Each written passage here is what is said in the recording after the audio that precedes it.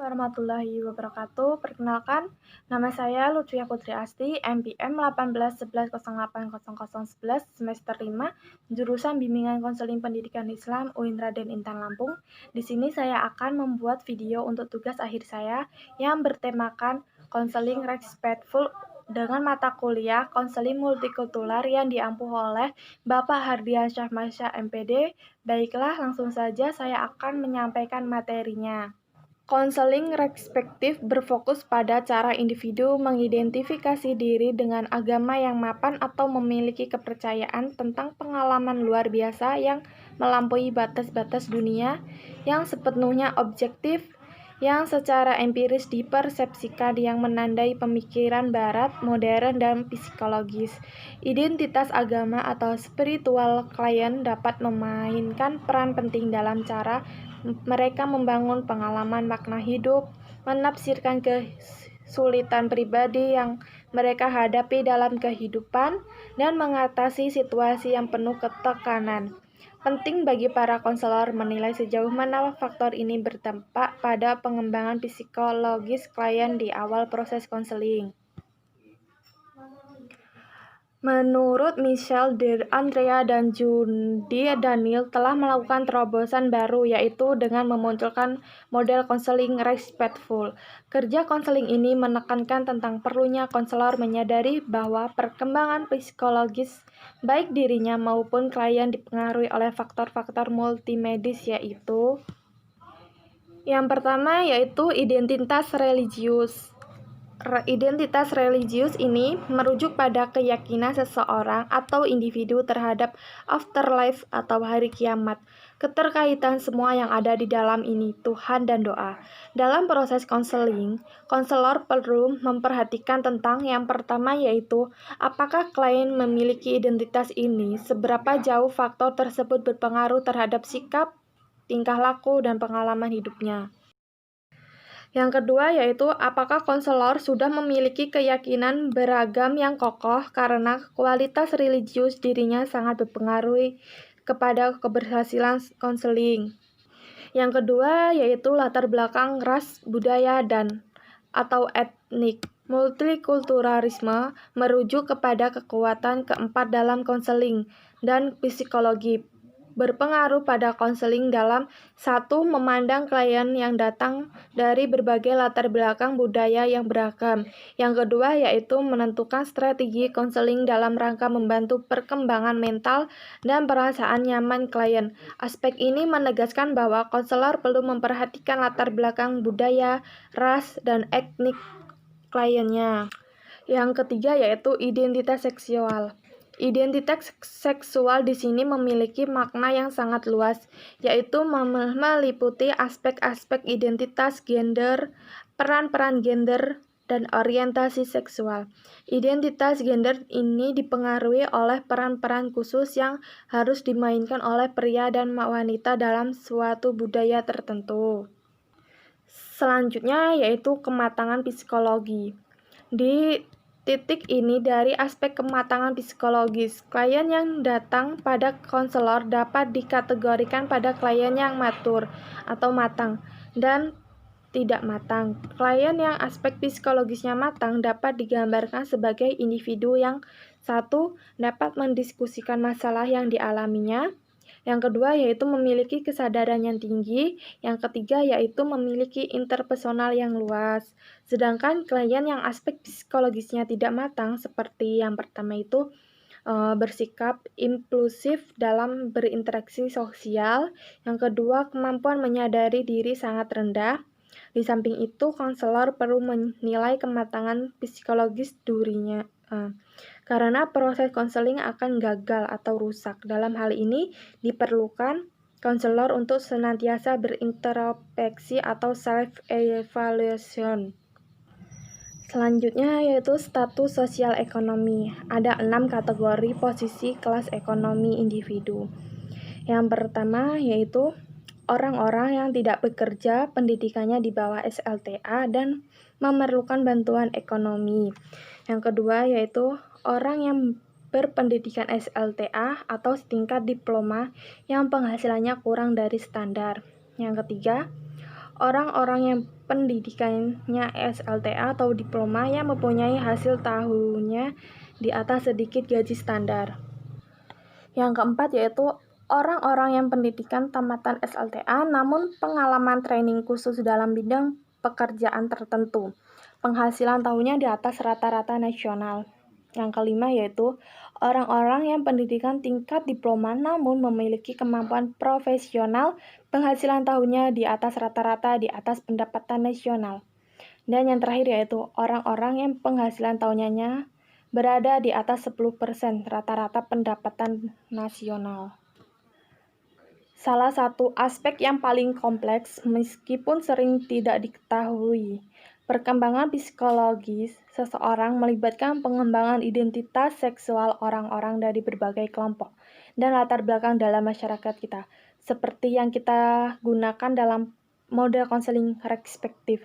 Istilah identitas seksual berhubungan dengan identitas gender seseorang, peran gender, dan orientasi seksual. Trauma dan ancaman terhadap kesejahteraan seseorang dimaksudkan dalam model konseling respectful untuk menekankan cara-cara rumit di mana situasi yang penuh tekanan menempatkan orang pada risiko bahaya dan bahaya psikologisnya. Kerugian seperti itu biasanya terjadi ketika stres yang dialami individu dalam hidup mereka melebihi kemampuan mereka untuk mengatasinya dengan cara yang konstruktif. Sumber daya pribadi seseorang, keterampilan coping, harga diri, dukungan sosial, dan rasa kekuatan pribadi seseorang dapat dikenakan pajak berlebih saat seseorang mengalami tekanan lingkungan yang berkelanjutan. Individu yang mengalami stres untuk waktu yang lama rentan terhadap masalah kesehatan mental di masa depan. Masalah-masalah seperti itu seringkali didasari oleh beberapa cara orang terpinggirkan sebagai bagian dari kelompok terevaluasi dalam masyarakat kita. Kerangka konseling respectful menekankan pentingnya menjadi peka terhadap cara di mana gambar ideal masyarakat kita dari kecantikan fisik mungkin tidak sesuai dengan pandangan sempit kecantikan yang dipupuk oleh budaya dominan kita. Ketika bekerja dengan klien yang karakteristik fisiknya mungkin menjadi sumber stres dan ketidakpuasan pribadi, penting bagi para penasihat untuk mempertimbangkan bagaimana mitos kecantikan fisik yang ideal dapat menyebabkan banyak orang menginternalisasikan pandangan negatif dan stereotip tentang diri mereka sendiri. Penting juga bagi praktisi kesehatan mental untuk mempertimbangkan bagaimana mitos ini dapat membuat mereka membuat penilaian yang tidak akurat dan salah tafsir tentang kekuatan pribadi klien. Relevasi kerangka respektif. Ada 3 aspek model konseling respectful yang secara khusus relevan untuk kerangka konseling komunitas. Pertama, yaitu untuk berulang kali menekankan perlunya konselor untuk mengatasi sifat multidimensi perkembangan manusia dalam pekerja mereka.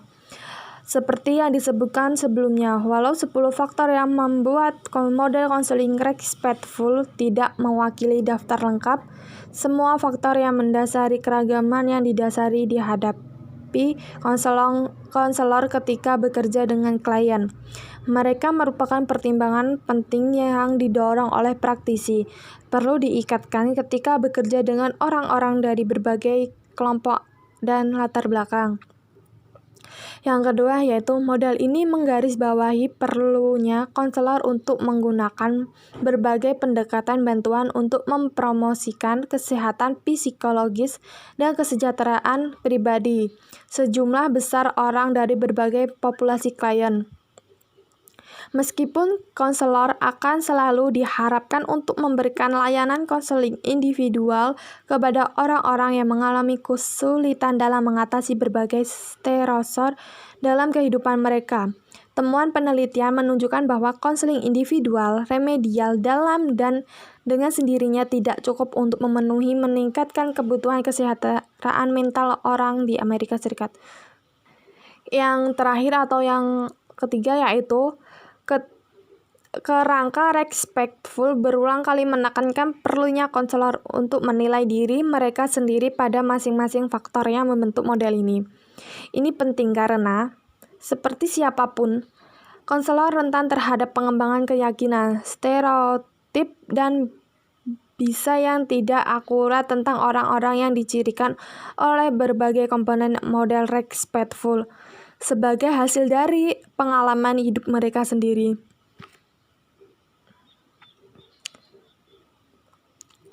Ketika dibiarkan tidak diuji, kepercayaan, stereotip, dan bias ini dapat secara tidak sengaja dan merugikan mempengaruhi pekerjaan yang dilakukan konselor dengan orang-orang yang berasal dari beragam populasi klien.